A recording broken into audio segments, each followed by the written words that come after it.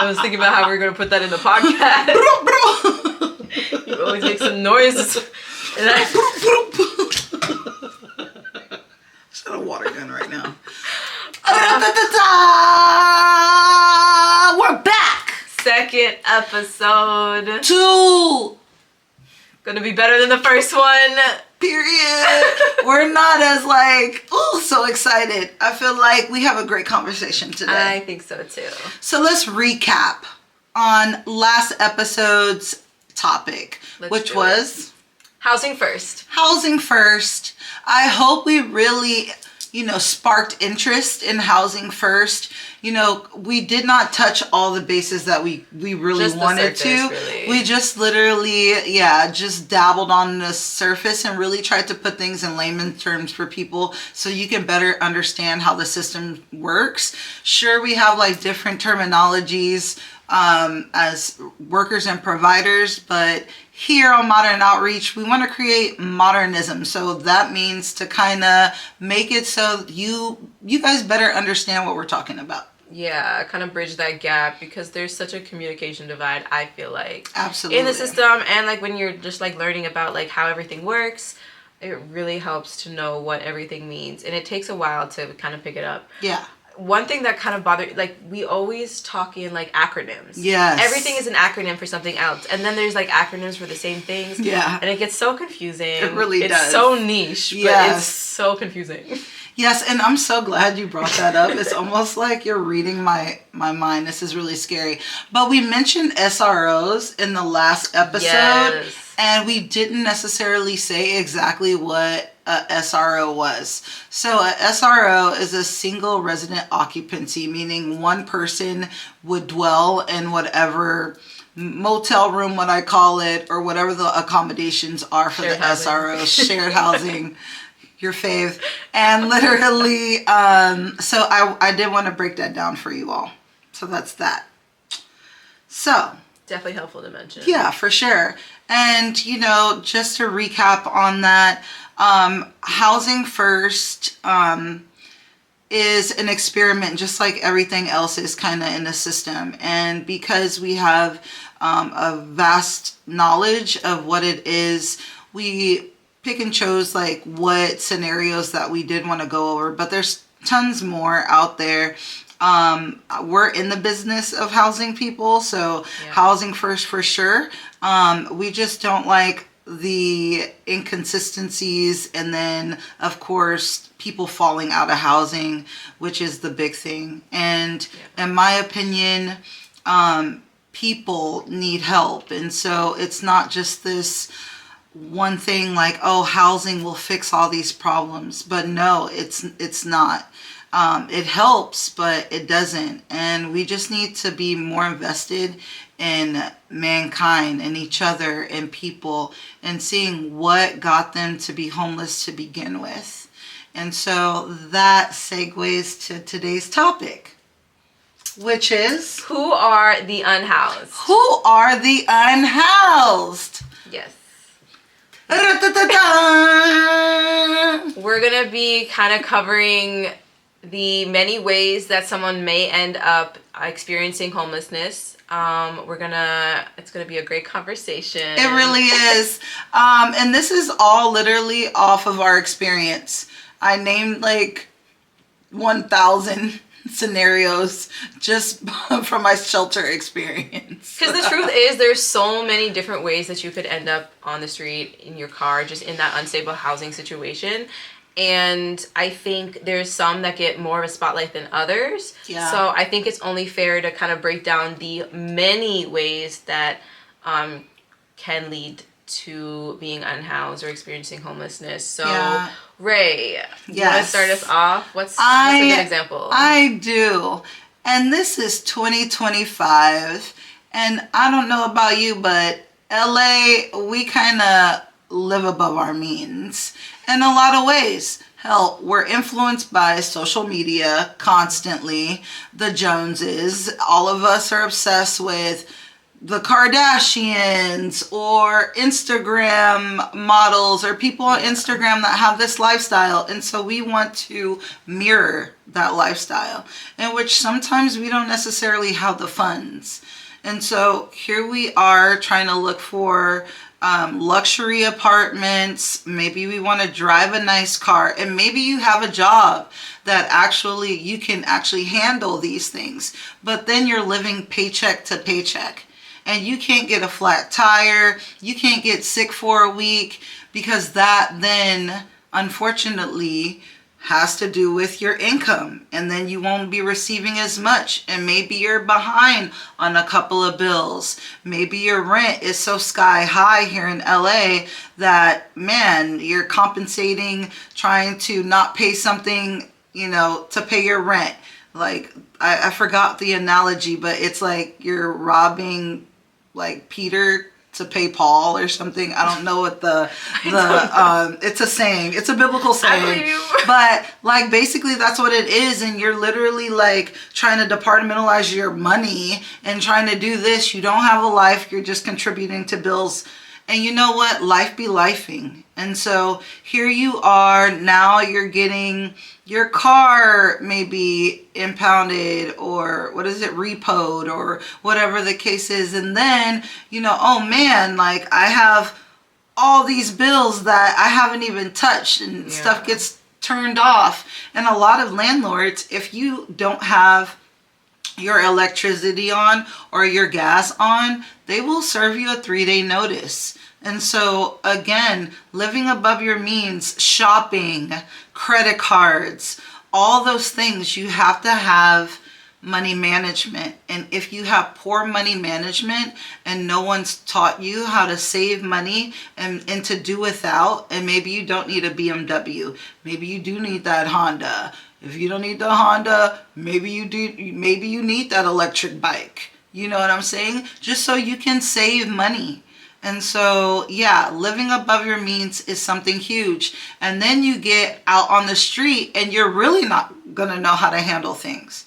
And to be fair, it doesn't matter if your job was minimum wage or if you were living a like 100K salary. Like if you're spending more than you're making, like it will catch up to you soon enough. And eventually, like, I mean, we've seen a huge range of people walk through the doors of looking for services, and it really could be, again, like you lose your job and because you haven't been saving money, or maybe you've had a bunch of expenses that have been piling up anyway, it definitely catches up, and suddenly you don't have like a safety net to kind of catch you. So I think what we really like to see is when someone's kind of built that like resilience and knows how to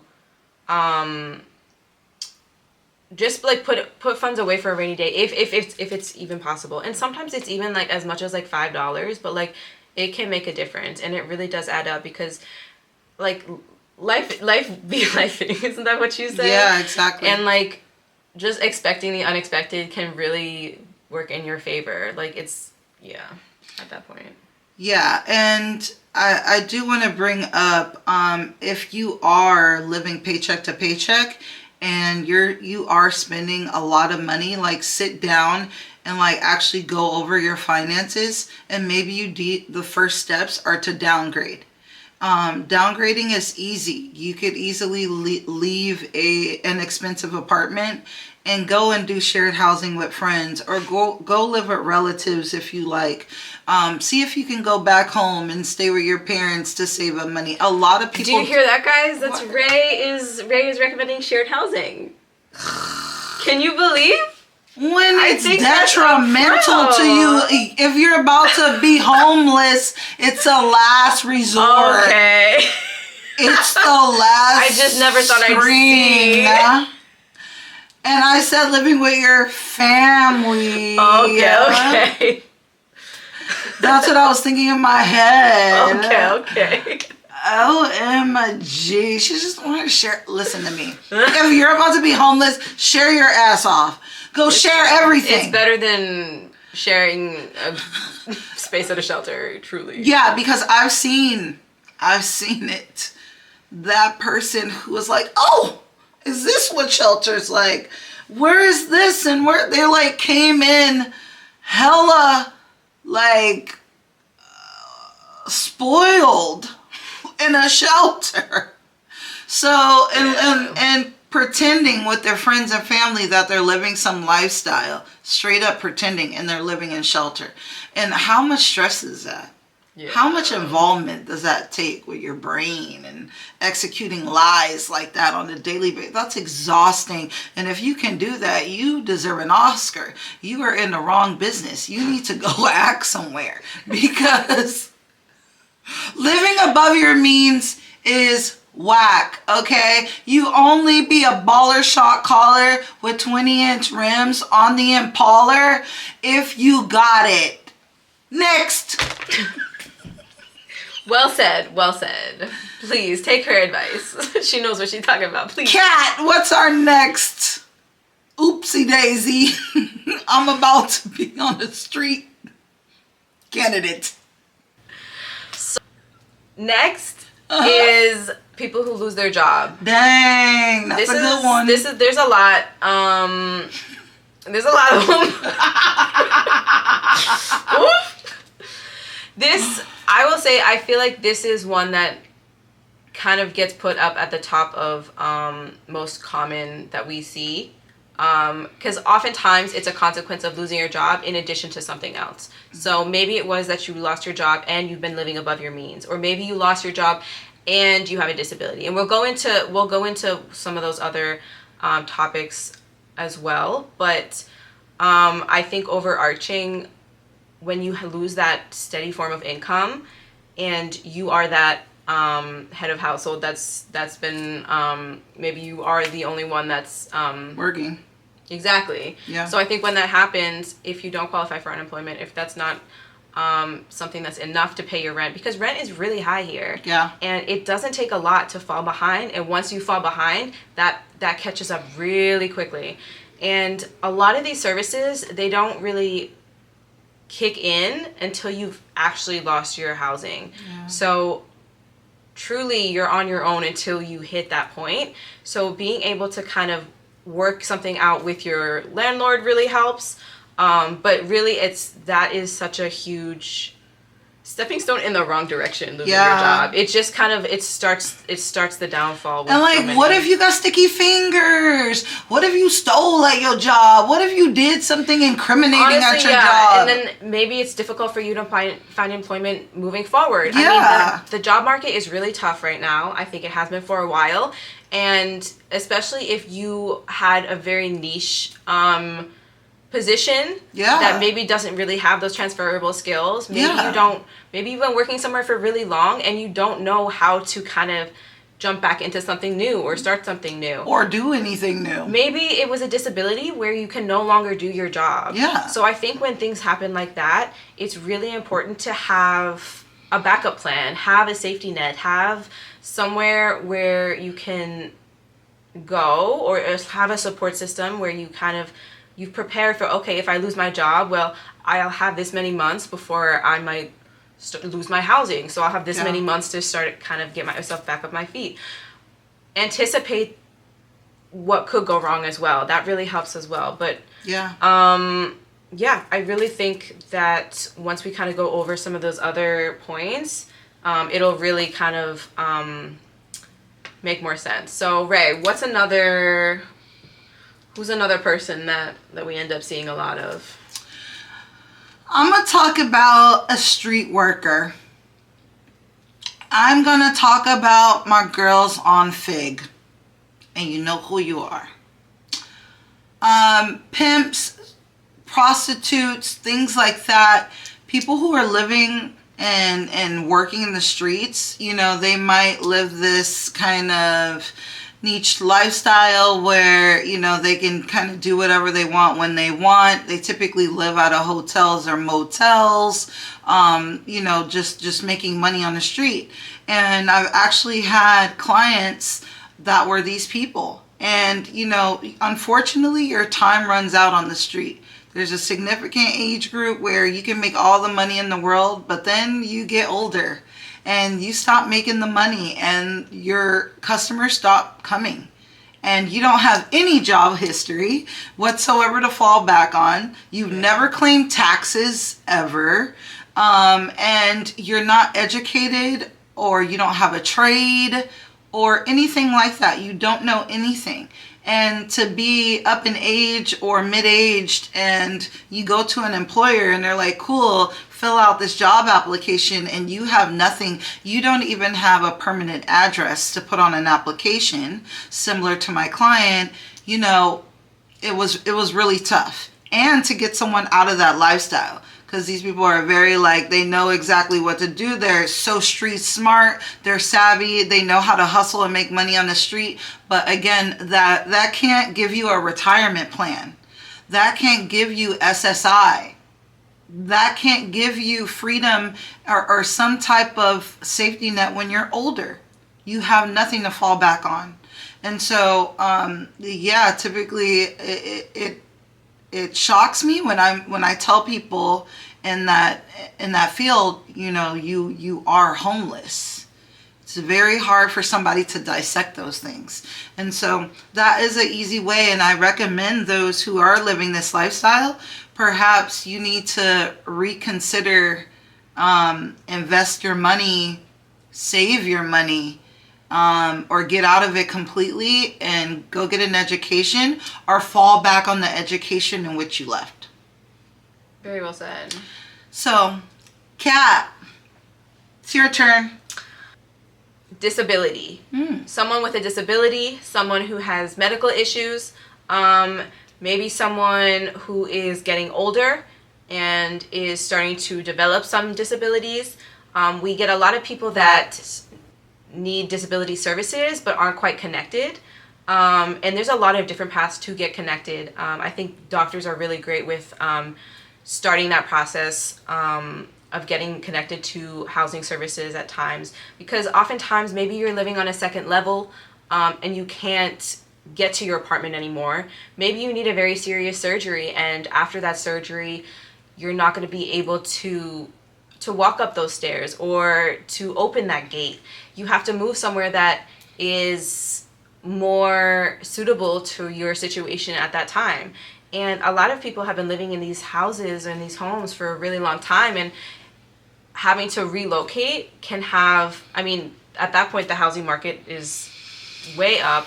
I think also younger generations that end up with a disability that they weren't anticipating, that redirects their whole life plans, really. Yeah. And again, maybe you haven't had enough time to build that safety net of resources. You end up not knowing how to navigate with that disability. So I think being able to connect to those disability resources quickly and be able to set yourself up so you're not experiencing homelessness with a disability, because that's incredibly difficult. Yeah. A lot of times once you are unhoused, you will acquire additional disabilities. I think we see a huge correlation between the length of time people are out on the street and the amount of health complications, medical issues, injuries. Yeah, they absolutely. get beat up in the street all the time. God. It always breaks my heart when that happens. Yeah, me too. So yeah, I think being able to acknowledge the how similar and how interconnected the medical system is with housing services, and again, going a little bit back to our last episode about housing first, how having that housing and having this a permanent, stable place to be can really lead to better outcomes with your health. Yeah, and disability is so interesting because I've had a client who got in a severe car accident and actually walked away from it, but had brain damage and could not work anymore, had horrific headaches all the time, and could not pay their rent. And they were evicted because of that. Yeah. So it doesn't even need to be something physical. They were fine physically, but their brain damage, they could not work. So there's so much in between with disability. Or if you're a diabetic, so many clients are a diabetic and they're losing limbs. That puts you in A small, I mean, and you know, there are actually agencies that work with you when you are disabled to try to get you job placements, and I love those agencies for that, because they're trying to empower people and also keep people housed in a way as well. Yeah. Because once you lose a limb, it's really hard to kind of get out of that. And like disability assistance is not enough to cover rent without a subsidy from the government. Like, or a nonprofit agency. Like, there's no other way around it. You see people that are connected and have receiving their full Social Security, full disability. Yeah. And they're looking at these rent prices, and it's just like they'd have to do shared housing, but maybe that's not an option because of their disability. Yeah. Or for whatever reason, maybe they're on. You know, it's just... and they can't live with family either because, I mean, families are typically a working family here. And sorry, unfortunately, they can't have a relative in a wheelchair or have to provide, you know, resources to them because of their availability. And then if they want somebody to come, they're going to either have to pay out of pocket and make sure that, you know, it's taken care of, and they got to work more for that because a lot of the time your insurance is not going to cover that. And who's to say there's an extra bedroom for you anyway? Seriously. I mean, again, housing prices. I know. Who has the bedroom to spare? You're sleeping on a sofa bed. You already home. Or if maybe your family has a subsidy as well, you would violate their own housing by crashing with them. So at that point, like, having disability, getting Social Security, like those are the people that really get connected to housing pretty quickly just because of that fixed income. It's pretty much, Yeah. So I think moving on to our next topic, Ray. You know, that just segues so nicely into people who actually sleeping on someone's sofa. Not only that, I'm sorry, you could have a bedroom, but somebody who's sleeping at a relative's home, you think you live in there, but you're not on the lease. Because what happens is maybe management has to do a repair, last minute repair, let's just say, hypothetically. And they have to go into your unit, and maybe you're not there. But your relative who's not on the lease is there, and they looking really comfortable in their boxer shorts, eating on the sofa, watching TV. That manager is going to assume, wait a minute, I've seen that person a lot walking down the halls. I was wondering who that was. Now they're going to pay attention to you. They're going to look at those cameras, and they're going to find out that you have a relative sleeping in your house, living in your place that is not on the lease. That's cause for eviction right there, as well as your relatives, if you put your relatives in that predicament. Or if your relatives can't take you anymore, maybe you done slept on the sofa or in the extra spare room, guest room, for too many days. Your time is worn out. You getting on people's nerves now. Now you acting entitled, because that's what happens. And you wear your welcome, and they kick you out. You have no say.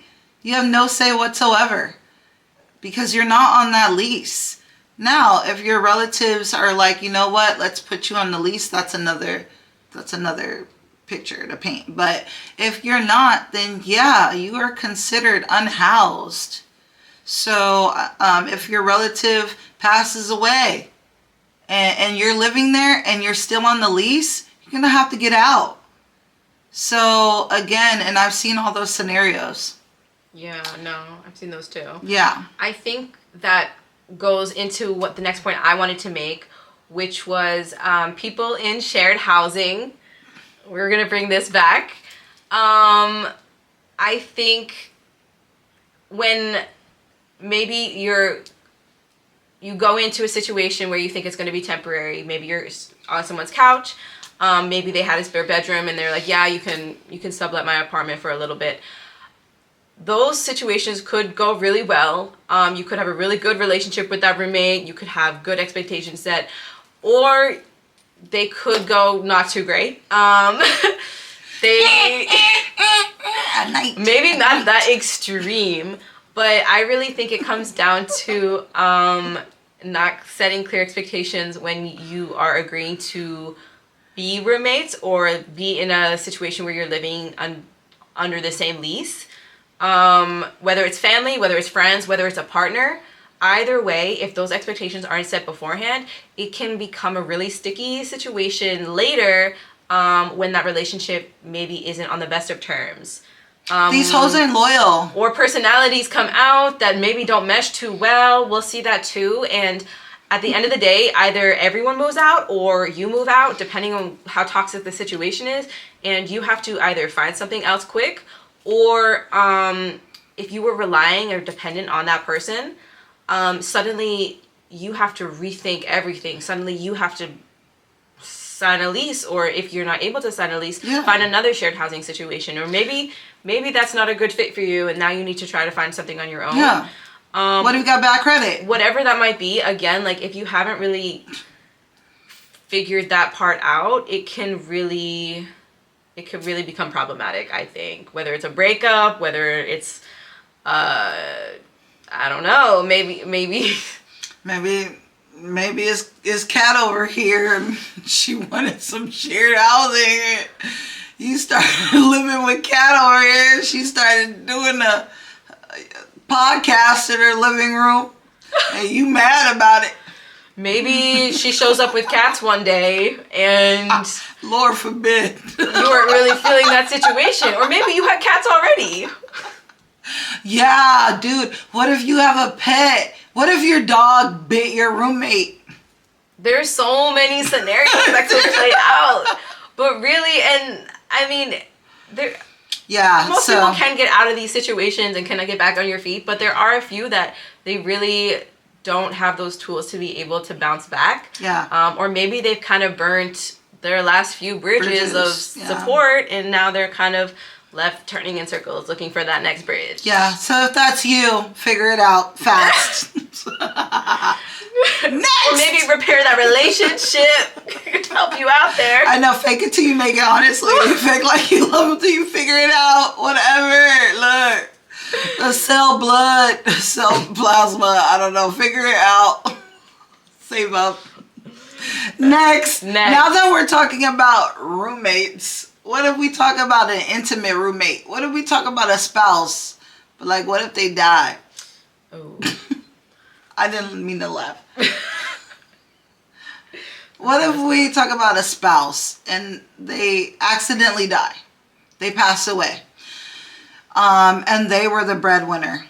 And maybe you were a stay-at-home. What happens then? When you've relied on a person for years and everything's been great and you're envisioning your future together and unfortunately something tragic happens. Do you have a savings? Do you have a safety net? Do you have a good, strong, healthy support system around you to help you pick up the pieces? Or is all your, all of you into that one single person? And that happens a lot. People get wrapped up in love and cut off everybody, and it's just them and their love, their significant other, and maybe something will happen, and then you're asked out. And that grief, I mean, having to deal with taking on a lot of new responsibilities while also dealing with that grief and that emotional toll is really challenging. If you have never had to pay that rent and suddenly rent is due, the last thing you're going to want to do when you're grieving your loved one, loss of the loved one, is figuring out how to pay rent. Yeah, so, or getting an eviction. Yeah, if that comes at the same time, it can be incredibly difficult. Yes. Oh my God. So make sure that you have, life insurance. Make sure that you guys have kind of talked that out, especially Definitely if you have, one breadwinner. You have to have those difficult conversations just in case. You never want to have regrets. Man, the shoulda, coulda, wouldas. You don't want to have those. So that's really important as well. Just make sure you know what's going on. For sure. Yes. So... Meow, meow, meow. That's a cat. Is that me? Yeah. It's your turn. I love it. I don't know. So, the next... Baby. The next Meow. not as fun of a topic. Well, Meow. Let me meow first. Start over. Okay. Meow. Meow. Cat. Meow. Thank you for that. Those kind words. No one's speaking your language. I know. I said thank you for the kind words. How did you? I told you it's my language. That is creepy. Go ahead. Anyway, on a more serious note. I'm serious. Oh, yeah, serious. Sorry, I forgot. What's our next person on the docket? Next, kind of going into what you said, victims of domestic violence. This can be men, women, anyone can be a victim of domestic violence. And oftentimes there isn't really a backup plan for what happens when things go wrong in that relationship or if things go toxic quickly. At that point, you're having to flee. You're having to take what's most important to you and start a whole new life. Identity. Oftentimes, that's the path people take. Not everyone goes that way as smoothly, but at the end of the day, if you're fleeing and you are a victim of domestic violence, that is most often the goal, is to kind of have that fresh start and completely remove yourself from the situation, physically, emotionally, financially. And those financial ties, especially if your partner was the breadwinner and maybe you don't have that much employment history with that, or if maybe your job is an unsafe place to be at this point, maybe your abuser was at your place of employment, suddenly you have to flee your home and you have to get a whole new job. Maybe there's kids involved as well. Like, that's something you have to take into consideration as well, because that unstable living environment, having to maybe go into like a shelter of some sort.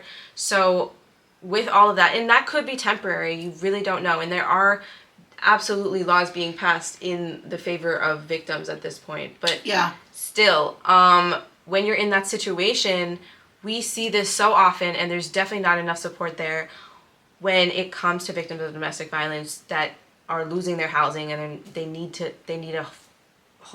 subsidies, they need new housing. Yeah, and it's unfortunate because, like, restraining orders just don't effing work. Okay? Restraining order is a joke. Yeah. And so if that person wants to survive their abuser, they have to leave. And they have to literally disappear off the face of this earth. They have to get the new identity. They really have to go into hiding, new everything. And when they go to a DV shelter, those things are supposed to be put in place. But then it takes a while for someone to actually get a voucher, for actual housing, like permanent housing, to be introduced. It takes a very, very long time. And so you have to kind of have a plan, and that's what a lot of DV workers say. You have to have an exit plan, safety plan, intact. So wherever you're going to go, your bags, who has your important paperwork, your belongings, things like that. Yeah. And unfortunately, you can't work at that point. Your spouse or whoever you're fleeing from, they know your every single move. They've lived with you. They've been with you. They know your favorite restaurants. They know where your relatives live. These people typically stalk you. And so you cannot work and you do not have a place to live or the finances a lot of the time. And so, yeah, so that is a huge population within the unhoused. They're just secured in secured locations, and it's not something that's talked about, but for sure it's a large population. DV victims are rapidly happening on a daily basis, and anyone can become a domestic violence victim, no matter who you are. So if you are going through those things, I recommend that you start putting things in order immediately for your sake and your well-being and your kids if you have any as well. So, thank you for that, Kat. What's next on your list? I don't know. I'm like, should I do addiction? Yes. That's the one that gets all the attention. All the attention in the world, and rightfully so. I don't even know why no one's talking about addiction like fentanyl anymore. It's like we have so many things going on in the world that's taken like a back burner, People which is aren't so even great. pressed. Yes, and they should be like. It's still just as urgent as like it has been. Yes, it should not be the norm. And now, like, okay, let me. Take a second. Let me take a second. Okay, so when it comes to addiction, unfortunately, any age group can get it right now. No one is out of the dark when it comes to addiction. So when addictions happened like in the earlier part of your life, maybe you're a teenager or whatever, and maybe your parents have kicked you out of the house. Yes, there is transitional housing for youth and things like that. A lot of those programs are being cut off. The programs are going away. The housing opportunities are non-existent and or going away. And so you are really, as a young single adult, put in a effed up situation. And I feel like the system is truly to blame for that. There should be a far more structured way of helping the youth so that they don't turn into, unfortunately, the older people that have been on the streets for 20, 30 years downtown LA, and they're so far gone at this point. There is time to save people at any age group, but the sensitive group, the vulnerable group are the youth, 100%. And so if your parents do kick you out because of addiction, I recommend immediately trying to seek a professional. So they have a lot of outpatient help that you can get, or if you want to dabble into rehabs and things like that, sure. But that will hinder you from moving on and being housed as an adult if you don't get that under wrap, because then you're going to be so addicted that you don't care about being housed. It's actually going to be the last thing on your mind. Yeah. And you're going to be in downtown LA living on the streets and doing whatever to survive to get high. And so I recommend not getting there. Really pushing yourself to recommend not doing the drugs. No, just going that far deep that you don't even care about being housed anymore. Because the weather is cold right now. Everybody wants to be inside. And I would hate for someone to be freezing and because they want to get high. And so that's a population. Now for older people that are full-blown addicts that have been on the streets for years and years, it's so hard to get housed even when those little breaks of you wanting to get off of drugs happen, because when someone gets sober off of drugs, they immediately want to get housed. They want to change their lives. They want to start all over. Yeah. They want to find their kids. They want to go back to school. I've seen it. It's a beautiful story. And so it is hard though, because again, you don't have any work history whatsoever. You don't have any recollection of where you've been and what you've done. You probably have a lot of physical ailments that you picked up off the street, sexual transmitted diseases. There's so much. Possibly debt. Yeah, and honestly, for all the addicts, especially when I worked in shelter as a case manager, and all my female addicts, because I know that a female will do anything to get high on the street, including selling their bodies, I made sure that everybody got a physical.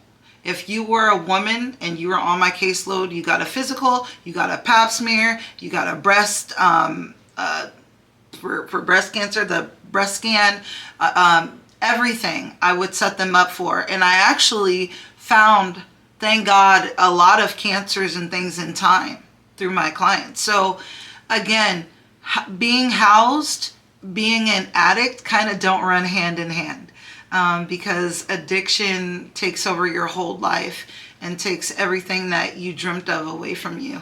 And so I recommend those who are dealing with addiction to make sure that, number one, you're taking care of yourself, that so that you can live and be housed one day. And perhaps some transitional housing would be good just to get off the street. So maybe you could start the process of weeding off of drugs. Harm reduction is great. If you do fentanyl, go down a notch, go to meth. If you do meth, let's try weed. Okay, if you do weed, stay there. Do not smoke a cigarette. But all honesty, no. So yeah, that's my whole 2 cents on addiction. Kat? No, and I mean, we see that a lot. Yeah. So, I think it's also just like reaching out for help when you do need it and when you are at that point. Because I have yet to see a participant overcome that addiction completely on their own. I think there is success when you do find that support, but we can go into that later. Yeah. There is one type of other addiction I do want to tap into, from personal experience with a family member and also with friends of mine, college friends, things like that, with gambling addictions. Gambling addictions are huge, especially with sports gambling, because I just feel like people do it like for fun, but then they get really addicted to it, and then it then starts to chomp at you, and then you start gambling on any and everything you possibly can. I had a family member so bad where he would bet if you knew the joke he was going to tell. Like, he couldn't have a conversation with you unless he bet you on something in that conversation. It got so bad. And someone who colleagues had houses, put their kids through colleges, got their kids cars, their 16th birthday, to somebody who didn't have a pot to pee in. And so addiction is huge, but gambling in particular does not only steal your time, your precious life away from your family, but also you don't care about paying rent. Rent is a big number, and that number, you always think that you could take that number and bet on this and quadruple this amount, and then, I'll have, money for rent and this and that, and then you go betting your rent money and see what happens. Yeah. And look, I used to have someone call my house as a little kid looking for my relative, and his name was Bookie. I thought that was his actual name. And when I grew up and I found out that a loan shark was calling my house for my relative as a kid, I couldn't believe it. And so, yeah, you go borrowing money from everybody else and doing those things. If you can't pay your rent, you definitely can't pay anyone back. So, again, if you do have a gambling addiction, reach out to professionals. Therapy is amazing. Get to the root of what's happening so you can avoid being put on the street. Definitely. Meow. Cat. People with criminal background, I think, definitely face challenges when it comes to housing, when it comes to maintaining housing at times. I think whether or not, or whatever, to whatever degree that criminal background is, it doesn't matter oftentimes when it comes to landlords, when it comes to property managers. Like, they definitely put up barriers, they put up walls. And I think we see a lot of people like this come seeking our services because it's really challenging to get yourself back up on your feet after you have served time. And oftentimes there's not a huge support system waiting for you. Oftentimes you have had a certain way that you've been living that you have to adjust that to. depending on how long you served. I've seen some people have to relearn a lot of skills as well, like basic life skills, basic housing skills, but stuff that you don't really learn unless you've been experiencing housing anywhere. But I think it can be difficult to set yourself up for success when you're in that situation, and also knowing where to look for housing, because again, like, people will put up those walls, so you really you have less options when it comes to that. Yeah, it's crazy with people that have felonies. If you are a felon, you can't even get housed. It also it's so hard. Depend on the type of felony. Yeah, it's so hard. And usually they're pushed out to the outskirts of Los Angeles. If you don't even live in LA County. You live on the outskirts. They don't want you around any civilization whatsoever. So you're already discriminated against. When you've served time, of course, you have been institutionalized, unfortunately, right? And so you can't be in different neighborhoods. You can't walk down different streets. You don't like maybe a certain race group. There's a lot of kind of heavy baggage that comes out with somebody who served time, because they're institutionalized, and it's really hard to successfully house someone who's institutionalized because of all those barriers. And so someone coming from prison or jail, they have to go into transitional housing. They have to relearn life skills, because they've kind of forgotten and or never been taught them. So again, housing is extremely tough once you served significant time or have a heavy a penalty, or you've been deemed some convicted felon of some sort. You really have to hover around your family at those times. Because to be fair, you could have served your time, done everything that was expected of you, and now you've found that job, you're looking for that apartment, and maybe you're getting pushback on the apartment, one, maybe because of your record, but also because you don't have any rental history. Yeah. And you need rental history in order to get rental history, so there's that catch. And then maybe your credit score is also a huge factor. Yeah.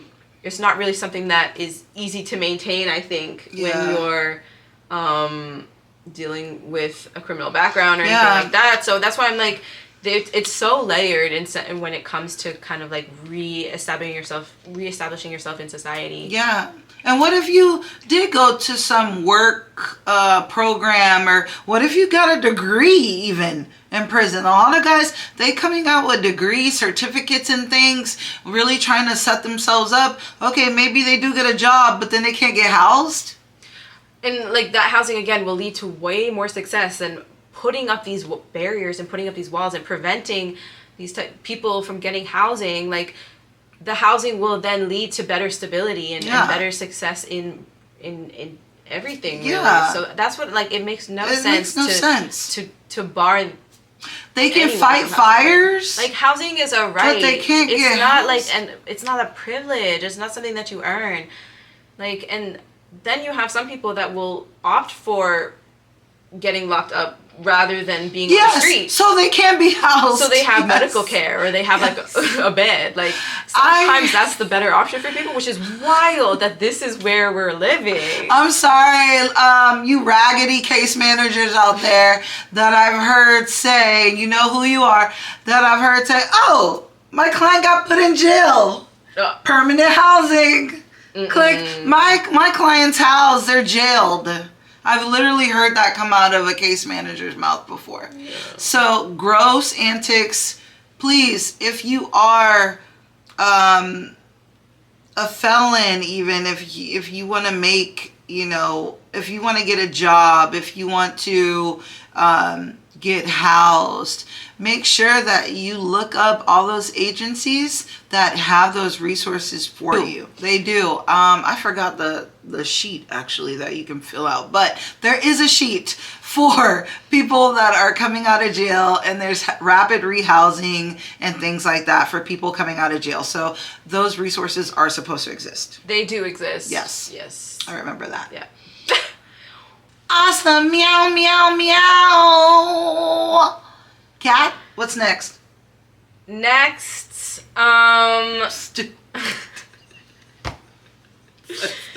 she's laughing at my notes. I'm sorry. Go ahead. Meow. What?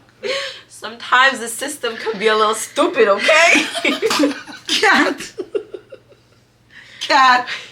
I actually don't have any more. But, Oh, okay, for sure. But let's pass it back to you. Okay, cool. The last one on the docket is depression / anxiety. Mental health. Yes. Yes. But depression is very, very interesting because it hits you at any given time. And you might not want to get out of bed to go to work. And of course, when you got those PO hours, you be like, PTO hours, you be like, shoot, I got PTO. Like, I'm about to go through this. And then you run out of PTO. And then what? And then you have another episode of depression and you can't get out of bed and you don't care to get out of bed. Or maybe you're going to work and you can't even work.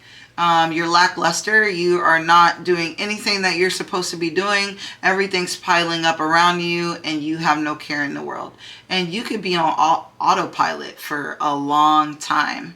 And so, you know, I get it. I've been there so much that you don't even want to open the mail because of your depression, because you know it's a bill in which you can't pay, and things like that. Anxiety again. I get stiff with anxiety. I understand. Anxiety is another thief in the night. You don't know when it's going to hit you, and you might stiffen up, and your anxiety stops you, prohibits you from taking care of business.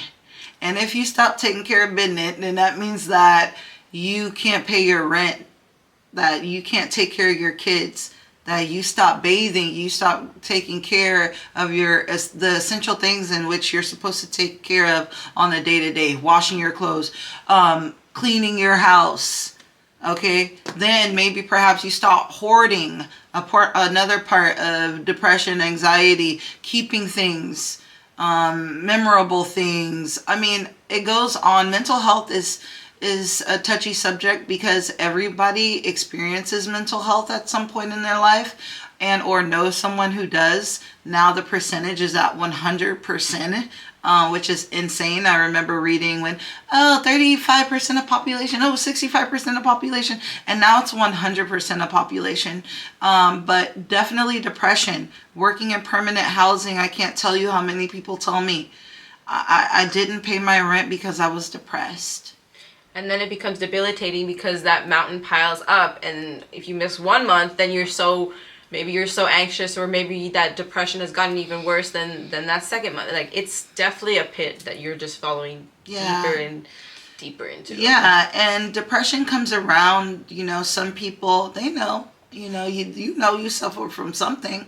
You know that you're unhappy when everyone else is happy. You know, sometimes you can't do this. And, you know, please don't imprison yourself. Don't suffocate yourself. You only have one life.